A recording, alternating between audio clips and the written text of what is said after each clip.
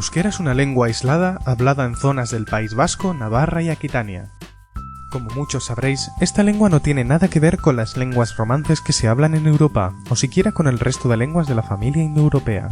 Esto hace que se la clasifique como una de las lenguas más difíciles de aprender del mundo, aunque si me preguntáis a mí, diría que es una lengua diferente. En primer lugar, hay que aclarar que esta lengua es una serie de hablas que varían incluso pueblo a pueblo.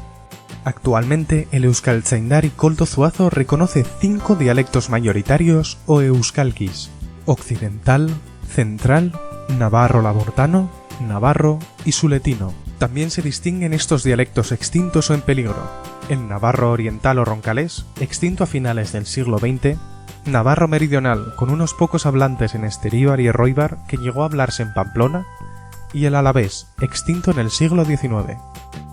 Debido a las diferencias entre ellos, se creó el euskera batua, o euskera unificado, un conjunto de normas y palabras comunes para estandarizar el euskera, que es el que se usa donde se tiene que alcanzar a un público extenso, como en enseñanza, televisión o periódicos.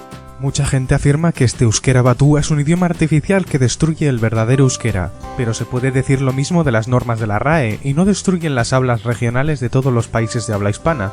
Además, impulsa su uso en todos los ámbitos posibles, impidiendo que se pierda por el uso del francés y del español.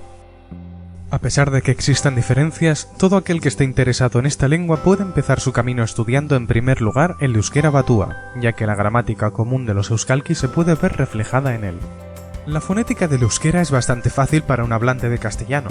Tiene las mismas 5 vocales A, E, I, O, U, aunque hay que añadirle la vocal Y del euskalki suletino. En cuanto a consonantes, estas coinciden bastante. Comunes al castellano y al euskera encontramos pa, ba, ma, ta, da, na, ña, ka, ga, sa, ra, ra, la, ya, cha. También fa, que viene del latín, y ja del castellano, que se escucha sobre todo en dialectos del sur. Otras que se encuentran también en el francés son ja y sha, y la consonante ra, que se escucha en dialectos del norte. El resto de consonantes se oyen en las zonas centrales y orientales: tsa, za, za, ya y ya, y en las zonas de Francia, ja, ta, pa y ka. Pero si te tienes que quedar con algo importante, es lo siguiente. Hay 3 sibilantes: sa, za, sha, y cada una tiene una respectiva fricada: tsa, za, cha, que en ciertas zonas se reduce a 2, sa, sha, o a una, sa.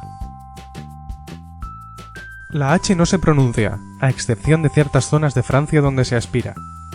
Ina pasa a iña o ña, ila pasa a illa o ya, y menos comúnmente, ita pasa a illa, ya, icha o cha, aunque no en ciertas zonas.